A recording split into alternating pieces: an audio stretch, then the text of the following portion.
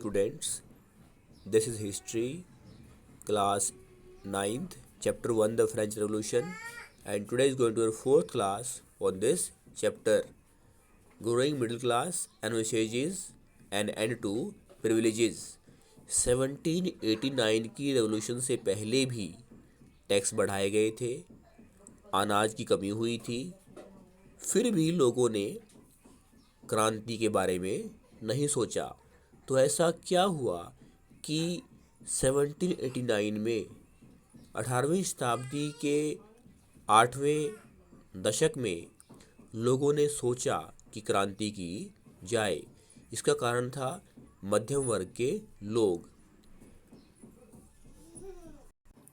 In the past, peasants and workers had participated in revolts against increasing taxes and food scarcity, but they lacked the means and programs to carry out full-scale measures that would bring about a change in the social and economic order. This was left in those groups within the third estate who had become prosperous and had access to education and new ideas.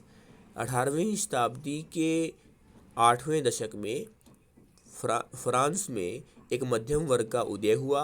ये लोग पढ़े लिखे थे, इनके पास संसाधन थे, इन्होंने व्यापार के द्वारा पैसा अर्जित किया था।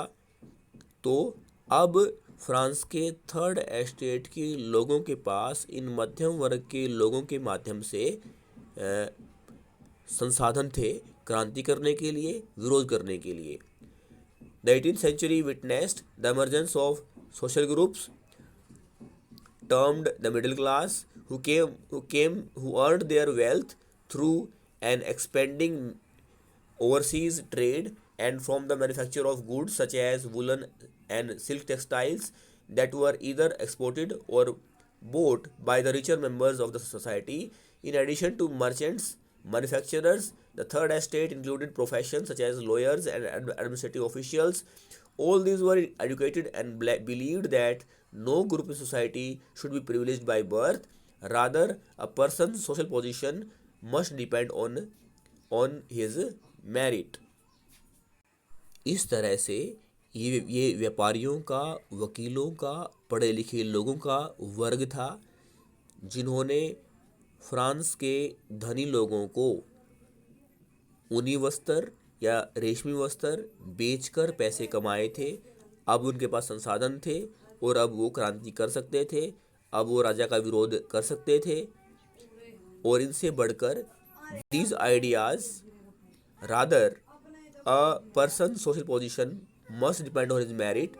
These ideas envisaging society based on freedom and equal laws and opportunities for all were put forward by philosophers such as John Locke, Jean-Jacques Rousseau.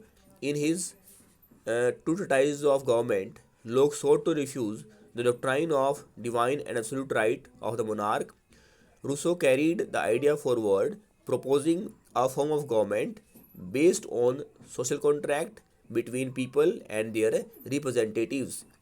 अब जहाँ रूसो ने अपनी बुक सोशल कॉन्ट्रैक्ट में लोगों को बताया कि हर व्यक्ति के पास एक वोट हो और उसकी वोट की वैल्यू एक हो, समाज में व्यक्ति का पद उसके गुण के आधार पर हो, न कि जन्म के आधार पर हो।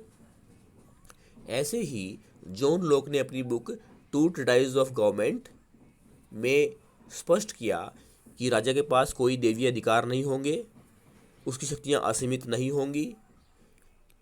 ऐसे ही Montesquieu, in the spirit of laws, Montesquieu proposed a division of power within the government between the legislature, the executive and judiciary. This model of government was put into force in USA after the 13 colonies declared their independence from Britain.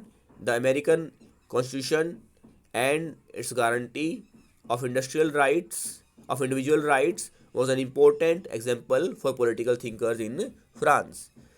जहाँ Rousseau और लोक ने अपने विचारों को लोगों तक पहुँचाया, वहीं मोंटेस्क्यू ने अपनी book the spirit of laws में कहा कि सरकार के 3 अंग होंगे, लेजिस्लेचर, एग्जीक्यूटिव जुडिशरी यानी विधायिका, न्यायपालिका और कार्यपालिका, और तीनों में शक्तियाँ बटी हुई होंगी, यानी सारी शक्तियाँ राजा के हाथ में नहीं होंगी, यानी जो शक्तियाँ हैं वो सेंट्रलाइज्ड नहीं होंगी।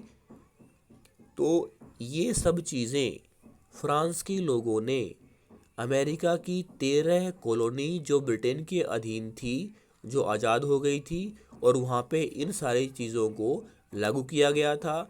और यह देखकर फ्रांस के लोगों ने सोचा कि हमारे यहाँ भी ऐसा हो सकता है।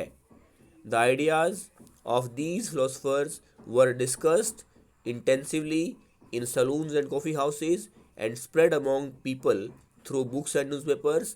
These were frequently read aloud in groups for the benefit of those who could not read and write. The news that Louis XVI planned to impose further taxes to be able to meet the expenses of the state generated anger and protest against the system of privileges. जब third estate के लोगों ने पाया कि Louis 16वां फिर से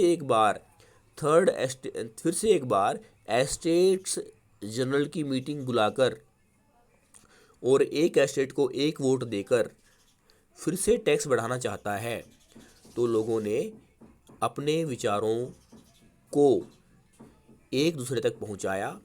coffee houses, salons में, public places पर रूसो, लोक और मोंटेस्क्यू के विचारों को पर बहस की गई, समझा गया, और फिर 1789 में 14 जुलाई को लोगों ने क्रांति का बिगुल बजाया और ये बात स्वीकार करने से मना कर दिया कि अब वो जन्म के आधार पर विशेष अधिकार दिए जाने के पक्ष में नहीं है। थैंक्स।